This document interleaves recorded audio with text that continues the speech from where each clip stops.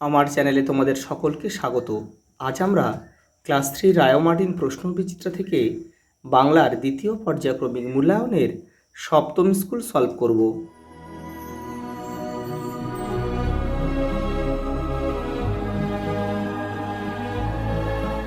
প্রথম প্রশ্ন দেখো, ঝড়ের সঙ্গে কে কে আসে?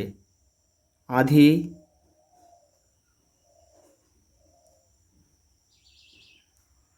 আর কি আসে? আঁধি আসে আর বৃষ্টি আসে। এক সময় গাছেরা কিভাবে চলাফেরা করতো? তোমাদের বইয়ের 63 নম্বর পেজ দেখো। এই দেখো, শেকড় বাকড় মাটির নিচে চালাচালি করে দিব্যি তারা ঘুরে বেড়াতো। হিংসুটির দিদি কি কি পড়ে ফেলেছে? বোধোদয়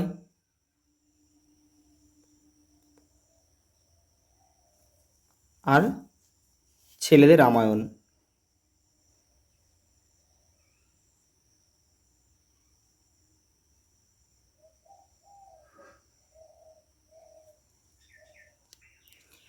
পর্যটন করেন যিনি তাকে কি বলা হয়? পর্যটক। পরে দেখো, তোমার জানা 3টি নদীর নাম লেখো।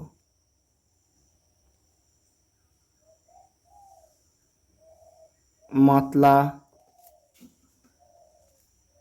তিস্তা, মহানদী, অজয়,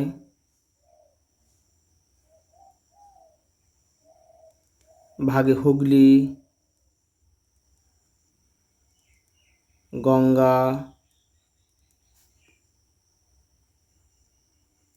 দামোদর। এখানে অনেকগুলো লিখে দিলাম, তোমরা এখান থেকে 3টে করে নেবে।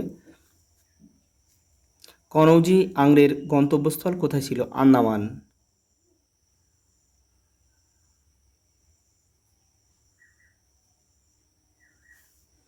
সেক্সট্যান্ড দিয়ে কি করা হয়? তোমাদের বইয়ের 58 নম্বর পেজে রয়েছে, দেখো।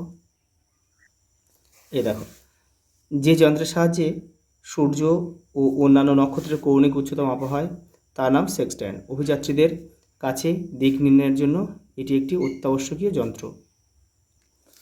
দেখো, অর্থে লেখো ডগমগ। ডগমগ মানে আত্মহারা।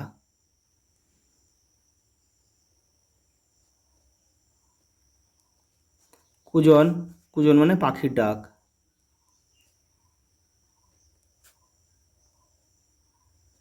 হিমেল, শীতল বা ঠান্ডা লেখা যায়। আঁধি, আঁধি মানে ধূলিঝড়।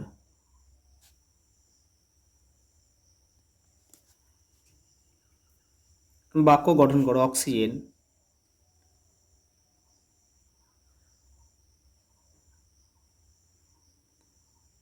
আমাদের বাঁচার জন্য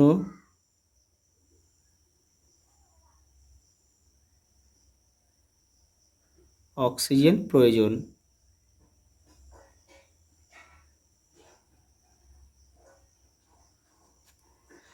ভ্রমণ,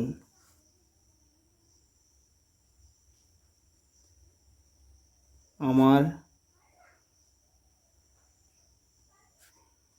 ভ্রমণ করতে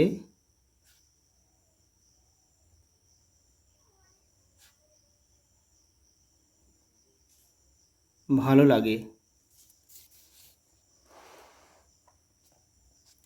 তারপর দেখো, একটা স্তম্ভ দিয়েছে। হিংসুটি মানে এখানে গল্প কবিতার নাম আছে, কার লেখা, লেখক বা কবির নাম রয়েছে, এটা লিখতে হবে। হিংসুটি হচ্ছে সুকুমার রায়ের লেখা, তাহলে আমরা এখানে লিখে ক লিখব। আরাম হচ্ছে শঙ্খ ঘোষের লেখা, এখানে আমরা খ লিখব।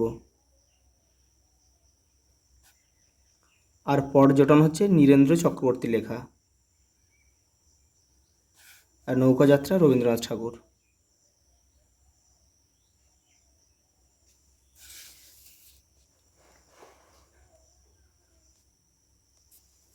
শব্দযুগলের অর্থ পার্থক্য দেখাও।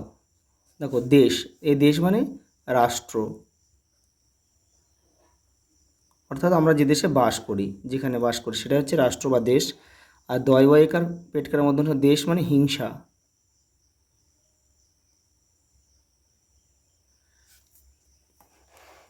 দেখো নীড়, নীড় মানে হচ্ছে পাখির বাসা।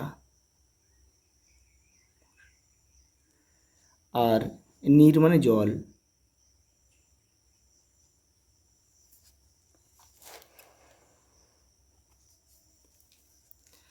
ঠিক উত্তরটির তলায় দাগ দাও।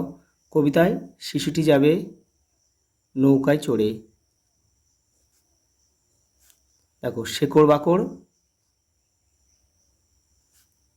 মাটির নিচে চলাচলি করে দিব্যি তারা ঘুরে বেড়াতো। আমরা আস্তে আস্তে ভারত মহাসাগরের দিকে এগিয়ে চলেছি।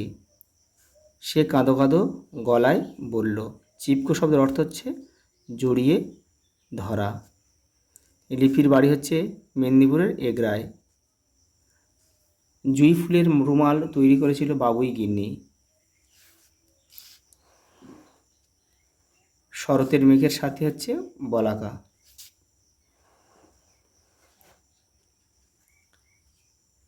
দেখো সমার্থক শব্দ লেখো, দুটি করে লিখতে হচ্ছে। নদী, নদী মানে আমরা লিখতে পারি তটিনী,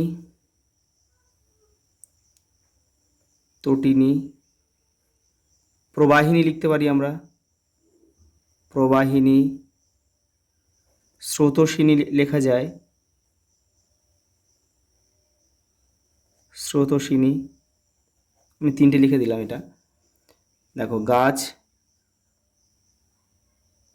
বৃক্ষ লেখা যায়, উদ্ভিদ লেখা যায়, তরু লেখা যায়।